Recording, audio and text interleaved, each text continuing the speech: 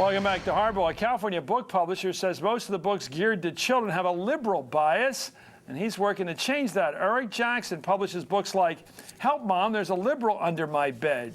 He's now taking on global warming with The Sky's Not Falling. That's the name of a book for kids taking the conservative position. I think it's the conservative position. I'm not sure. It takes dead aim, of course, against Laurie David's upcoming book published by Scholastic Press, The Down-to-Earth Guide to Global Warming. Eric Jackson of World Ahead Publishing joins us this evening. Also with us is author Frances Moore Lappé, who takes issue with the types of books Mr. Jackson publishes.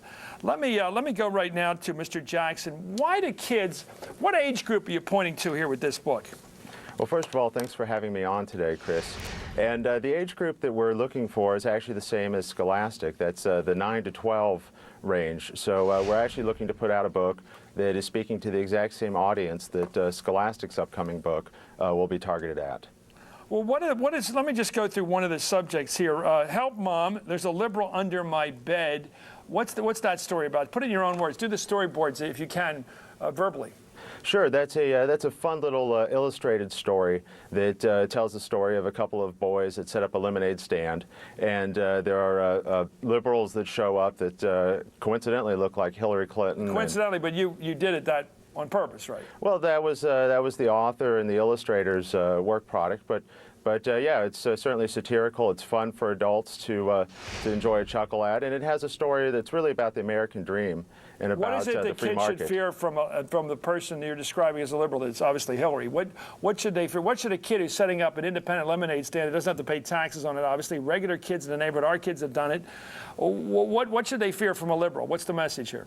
Well, the message of that particular book was not so much fear. It does have a playful title, but really what it was trying to drive home is just how important the American dream is and how important the free market is and how if you work hard, you can actually achieve great things. And a liberal's going to come along and make you sell broccoli with your lemonade. Well, let's hope not, but that was one of the amusing little stories that was in that book. Let me ask you, let's bring in Frances. Frances, what do you make of this kind of publishing? Well, there's nothing fun about it to me. It's pretty scary. We're violating Rule 1 of good parenting, which is do not frighten. And a title like that is very scary. Something under the bed is what kids fear. So it's just exactly the wrong approach in my view. So if it was if this was a liberal reporter or liberal publisher that was putting out something like beware of whatever, of right-wingers or something, you would have the same attitude. Absolutely. And Rule 2 of good child rearing, of responsible parenting, is don't create whole classes of people, groups of people who suddenly are the enemy. I mean, I thought conservatives believed in respecting the individuality and really celebrating that. And creating groups that are the enemy is the opposite of that. You know, I got to ask you, do you have kids, Eric? No, I do not, but one thing I was curious about, Chris, is whether or not Frances would agree that this book by Scholastic that they're putting out, which actually makes some pretty stark claims. It really, when you flip through it, indicates that polar bears are dying, that glaciers are melting, and that it really is directly responsible that people driving non-hybrid cars bear much of the blame. I mean, to me, that sounds like quite a major scare tactic.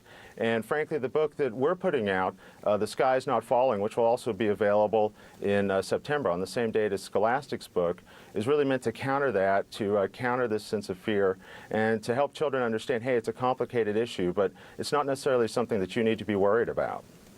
Well, Frances, what do you make of that? By the way, let me ask you this. Do you think kids of that age should be encouraged to have any public policy, Frances? Should they be encouraged to embrace the need for hybrid cars to cut down on CO2 emissions? Should they be encouraged to understand that there is, whether it's cyclical or it's seasonal or it's serial, the fact is glaciers are melting and what we should possibly be doing about it? Is that wrong to educate kids to that? It seems to me that kids at a fairly young age either become interested in public affairs or they don't. You don't say wait till you're 21 to start thinking. Absolutely, and what we want to stimulate is kids' curiosity, their thinking, figuring out, being problem solvers. And what most excites me and what I think our primary responsibility is toward children, say, in grade school and on, is to enable them to act on that innate desire to be helpful, that innate desire to be a problem solver. And that's why I so appreciate the movement in schools called apprentice citizenship. And part of engaging with the world, yes, is learning about climate change and what we each can do. That doesn't have to be scary. That can be empowering. Let me ask you about the liberal under your bed. Was that your idea, Eric? Did you come up with that title? No, I did not. That was something that the author came up with, and we thought it was a very clever and well-executed book. But What's meant to be a kid's reaction? Say you're 8 years old, you're a girl, and you pick up a book, or your mommy gives it to you, or teacher shows it to you, and it says under it, "Help, Mom," with exclamation points. Let's take a look at this. "Help!" Exclamation point. "Mom!" Exclamation point. "There are liberals under my bed." And there are people that look like, well, clearly one's Hillary Clinton, I think the other's Teddy Kennedy, and the other's a donkey, obviously a Democrat. Is this propaganda? Well, I think it's good, let me ask you if it's anything Chris, is what I would say. But is it scary propaganda? I mean, no, I don't think it's. I don't there think are some right-wingers under my bed, and they showed a bunch of guys in military uniform with boots or whatever. Would that be propaganda? I mean, where do you draw the line as to what's just scaring the heck out of kids? Well, I think that a little satire that actually appeals to adults gives them a good chuckle. Kids don't know who Hillary or Ted Kennedy is, thank goodness for that. I think there's nothing wrong with that. But let me ask you, what's scary? I think this Scholastic Let me tell you book. why. Let me tell you why. I do not want to take sides in this, but I'll tell you something. Frances made a point, and she must be some sort of psychologist, Frances. But when I was a kid, and I'd see like The Invisible Man with Claude Rains, I would go home every night after singing at the Midnight Spook Show with my dad at the drive-in. I would come home every night and check under my bed and feel around completely under the bed to make sure the Invisible Man wasn't under my bed. And I am fairly, well, I'm not going to say I'm totally normal, but I'm clearly not crazy. I won't call you on that one, Chris. But let me tell you, since but you if this seem to book comes key out, into the the idea of title. saying, first of all, liberal is a word that used to mean for freedom, for tolerance, for maybe social change. And here it's clearly a word that's meant to scare people. Well, I guess it used to mean that, but in the present day, maybe it means something different. But let me just say this, Chris. Let me tell you where the title came from, since it seems to be an issue for you. No, the title actually came from the author. She said she was describing why she wanted to vote for George Bush over Al Gore, and described what a liberal was.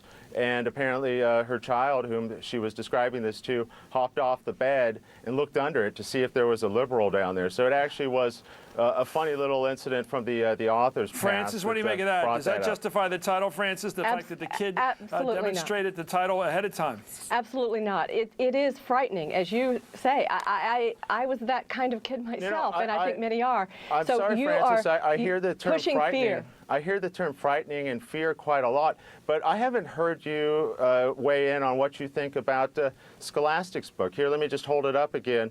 And this book actually is quite scary, if you ask me. I flipped through it. It talks about 2/3 of all species disappearing, and actually it says very clearly, very plainly, that carbon in the atmosphere is the cause for this. It tells kids, hey, you need to go get a hybrid car. Well, some parents don't have as much money as Al Gore to afford to go out and get a $30,000 car. Let me tell you what scares me, Eric, and what scares me is when I watch Jay Leno on Jaywalking on the Tonight Show, and he interviews people, grown-up people in their 20s and 30s, who don't know anything about their country.